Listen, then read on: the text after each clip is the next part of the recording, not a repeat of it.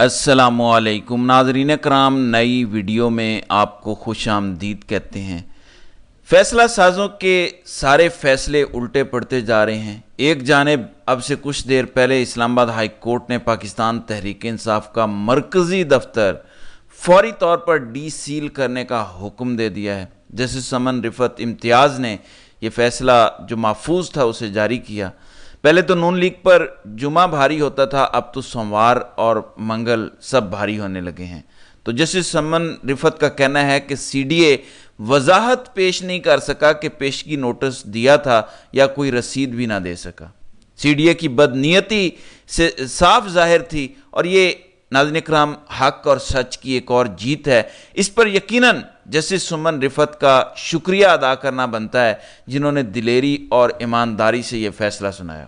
دوسری جانب بغیر کوئی ڈیل کیے، بغیر کسی کے پاؤں پکڑے، بغیر وہ آسان رستہ اپنائے جس کا ایک بار اظہار نواز شریف کی بیٹی نے کیا تھا کہ وہ رستہ بہت آسان ہے، اس میں آپ کو جوتے چمکانے پڑتے ہیں، اس رستے پہ عزت نفس کی قربانی دینی پڑتی ہے۔ عمران خان پورے سسٹم کو شکست دے کر کل بری ہوئے، جس کیس سے عمران خان نے اب اس سسٹم کو اس کی گردن سے پکڑنا ہے۔ در حقیقت جنرل باجوہ نے غداری کی، اس کے ساتھ سیاستدانوں کا ایک پورا کنبہ شامل تھا کہ سائفر آیا اور اگلے دن تحریک عدم اعتماد آ گئی۔ انہوں نے اپنی غداری کے کیس سے بچنے کے لیے کہ عمران خان کہیں طاقت میں نہ آ جائے، کہیں ہمارے خلاف کارروائی نہ شروع ہو جائے، عمران خان کے خلاف ہی کیس بنا دیا۔ اس کیس میں پاکستان کی تاریخ میں بھٹو کے بعد یہ واقعہ ہوا ہے کہ جب پروسیکیوشن نے سزائے موت کی ڈیمانڈ کی۔ عمران خان کے لیے سزائے موت مانگی تھی حکومت نے، یعنی ملٹری اسٹیبلشمنٹ نے، یعنی جنگل کے بادشاہ نے۔ پھر عمران خان ڈیل نہیں کرتے بلکہ سسٹم کو ڈنڈا دیتے ہیں، اور تازہ ترین ڈنڈا انہوں نے دیا ہوا ہے سسٹم کو، جو حمود الرحمان کمیشن رپورٹ پڑھنے کا کہا۔ پورے ملک میں ایک ہی چیز پہ بات ہو رہی ہے، حمود الرحمان کمیشن رپورٹ۔ عمران خان نے سسٹم کو ایسا ڈنڈا دیا ہے کہ یہ بدی پر کھڑا سسٹم، یہ طاغوتی قوتوں کا سسٹم، یہ عمران خان کو جھکانے میں ناکام ہوا، اور وہ ان کی آنکھوں میں آنکھیں ڈال کے ان کے اپنے ٹاؤٹ جج سے بری ہو گیا۔ کیونکہ عمران خان نے دو کام کیے۔ نمبر ایک، کوئی جرم نہیں کیا، اور یہ بہت بڑا کام ہے پاکستان کی سیاست میں۔ اور نمبر دو، عمران خان اپنی قوم کو یہ سکھا رہا ہے کہ جیسا بھی سسٹم ہوگا ہم اس کو ٹھیک ضرور کریں گے، بہتری کی بہت گنجائش ہے، لیکن اس سسٹم پر اعتبار کرنا ہے، آپ نے عدلیہ پر اعتبار کرنا ہے۔ ایک وقت آئے گا کہ اندر کچھ ایسے لوگ کھڑے ہوں گے جو ریزسٹنس شروع کر دیں گے، جو کہ اب شروع ہو گئی ہے۔ ورنہ پچھلے 2 سال سب کا یہی کہنا تھا کہ عدالتیں کیا انصاف دیں گی، عدالتوں سے ہمیں کیا مل جائے گا، عدالتیں تو کبھی انصاف کرتی نہیں ہیں پاکستان جیسے ملک میں۔ لیکن پھر پوری قوم نے دیکھا کہ وہی عامر فاروق، میں آپ کو اس کی سگنیفیکنس بتا نہیں سکتا، یہ فیصلہ محسن اختر کیانی نے نہیں لکھا، یہ طارق محمود جہانگیری نے نہیں لکھا، ارباب محمد طاہر نے نہیں لکھا، سمن رفعت نے نہیں لکھا، یہ فیصلہ عامر فاروق نے لکھا، جس کے بارے میں میں بار بار کہہ چکا ہوں کہ بنجر زمین غلہ اگل سکتی ہے، سورج مشرق و مغرب کو چھوڑ کے شمال و جنوب سے نکل سکتا ہے، لیکن عامر فاروق انصاف نہیں کر سکتا۔ یہ عمران خان کی سٹرگل کی کلمینیشن ہے کہ عامر فاروق بھی مجبور ہو گیا، کیونکہ عمران خان نے کوئی جرم کیا ہی نہیں تھا جس کا شائبہ تک ہو کے کوئی الزام لگا سکے۔ وہ بھی بے بس ہو گیا، اور اس کے بے بس ہونے کی ایک اور وجہ بھی ہے۔ میاں گل حسن اورنگزیب اور عامر فاروق کا یہ ڈویژنل بینچ تھا، میں پہلے بتا چکا ہوں۔ اگر یہ ڈویژن بینچ میں فیصلہ ایک ایک سے آ جائے، یعنی عامر فاروق کہیں کہ عمران خان کی سزا برقرار رہتی ہے، اور میاں گل حسن اورنگزیب کہیں کہ نہیں یہ سزا برقرار نہیں رکھی جا سکتی، باعزت بری کرتا ہوں، تو یہ فیصلہ تیسرے جج کے پاس جائے گا۔ اب تیسرا جج اگر چوز کرنا ہے تو وہ جو باقی 6 کے 6 ججز ہیں جنہوں نے خط لکھا، انہی میں سے ہونا تھا، اور موسٹ لائکلی محسن اختر کیانی نے ہونا تھا۔ تو عامر فاروق کی چترول ہونا تھی یہاں بھی، اور فیصلہ کیا آنا تھا یہیں پتہ چل گیا تھا جب انہوں نے 28 مئی کو چھٹی دے دی تھی۔ اس کے پیچھے اسٹیبلشمنٹ اور حکومت کی سازش یہ تھی کہ آج کا دن ہم اپنا بیانیہ بنانا چاہتے ہیں، اگر سائفر کیس کا فیصلہ آج آ گیا تو 28 مئی کا جو ہم بیانیہ بنانا چاہتے ہیں کہ ہم 9 مئی والے نہیں ہیں، ہم 28 مئی والے ہیں، وہ نہیں بنے گا۔ پورے ملک میں ایک ہی ٹاپک ہوگا کہ عمران خان بری ہو گیا، اس لیے پھر چھٹی دی گئی، عدالتیں بند کی گئیں پورے ملک میں، تاکہ یہ فیصلہ بعد میں آئے۔ اس وقت عمران خان صرف ایک کیس میں جیل میں ہے. آپ کو پتہ ہے کہ کیا کیس ہے کہ عمران خان نے شادی کیوں کی؟ دنیا کی تاریخ نکال لیں یا اسلام کی 1450-1500 سال کی تاریخ نکال لیں، کسی کبھی مسلمان کو عدت کے معاملے پر کسی کیس کا سامنا اس طرح نہیں کرنا پڑا جیسے عمران خان کو کرنا پڑا. 1450 سال کی تاریخ نکال لیں، ملٹری اسٹیبلشمنٹ نے عمران خان کو شادی کرنے پر اس وقت جیل میں رکھا ہوا ہے. خلاف آئین، خلاف قانون کام کرنے پر نہیں، شادی کرنے پر جیل میں رکھا ہوا ہے ملٹری اسٹیبلشمنٹ نے. کہ شادی کیوں کی ہے اس کی وجہ میں بتا دیتا ہوں. ایک صاحب کو عمران خان نے نوکری سے نکالا تھا اپریل 2019 میں. اس کو یہ لگتا ہے کہ بشرا بی بی نے حساب کتاب کیا تھا اور عمران خان کو بتایا تھا کہ یہ شخص آپ کے لیے اچھا نہیں ہے. بشرا بی بی کے کہنے پر عمران خان نے اس شخص کو نوکری سے نکالا تھا.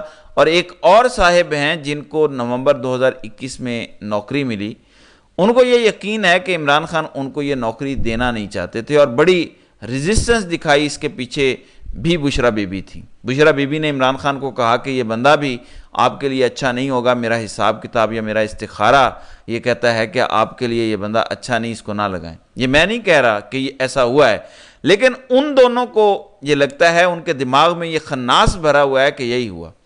یہ وجہ ہے کہ بشرا بی بی سے بدلہ لیا جا رہا ہے اور عمران خان کی شادی پر اعتراض کیا جا رہا ہے. یہ خاص وجہ ہے. عمران خان کو جیل میں رکھنے کی ہزار وجوہات ہو سکتی ہیں، بشرا بی بی کو بھی جیل میں رکھنے کے ہزار بہانے کیے جا سکتے ہیں. خاص طور پر ذلیل اس لیے کیا جا رہا ہے کہ ان دو افراد کو جو دو طاقتور عہدوں پر ہیں، انہیں لگتا ہے کہ بشرا بی بی ذمہ دار ہے ایک کو نوکری سے نکلوانے کی اور ایک کی نوکری میں روڑے اٹکانے کی.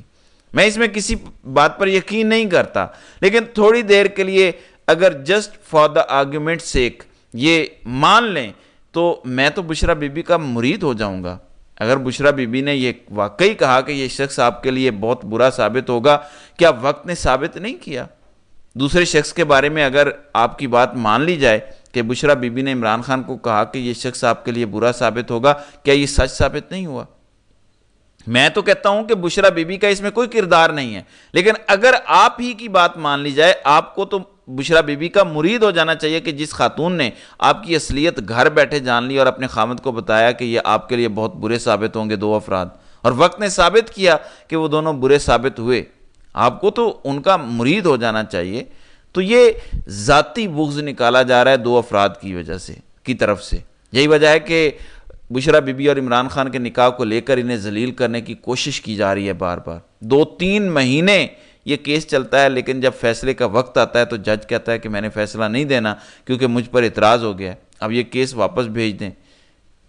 عامر فاروق آپ کو پتہ ہے ٹاؤٹ اعظم ہے، وہ فوراً کسی اور جج کو کیس لگا دیتے ہیں. وہ جج فوراً جون کی 25 تاریخ دے دیتا ہے عدت میں نکاح کیس کی.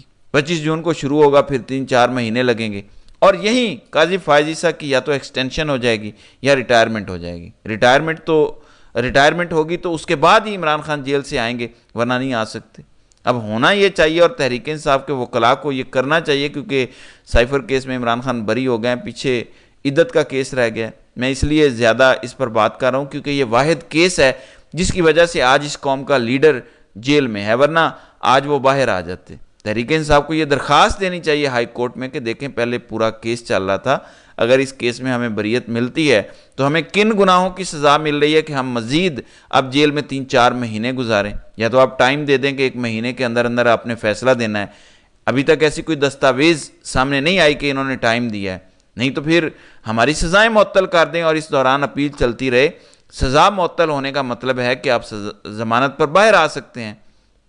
عمران خان نہ بھی آئیں باہر، انہیں کسی اور کیس میں ڈال لیں، لیکن بشرا بی بی باہر آ جائیں گی. لیکن دو طاقتور شخصیات نہیں چاہتی کہ بشرا بی بی باہر آئیں، اور وہ اپنا ذاتی بغض اور ذاتی بدلہ لے رہی ہیں. اس لیے آپ کو میں یہ بتا رہا ہوں. ناظرین کرام، سسٹم کس حد تک آگے گیا عمران خان کے خلاف، یہ خبر دیکھیں. سائفر کیس امنگ موسٹ ایکسپینسو کیسز، یعنی پاکستان کی 76 سالہ تاریخ میں کوئی بھی حکومت کا بنایا ہوا کیس جو تھا، سائفر کیس اس میں ایک مہنگا ترین کیس تھا. اس میں میرا اور آپ کا ٹیکس پیئر کا پیسہ لگا کر عمران خان اور شاہ محمود قریشی کو جعلی سزا دی گئی جو آج ردی کی ٹوکری میں چلی گئی.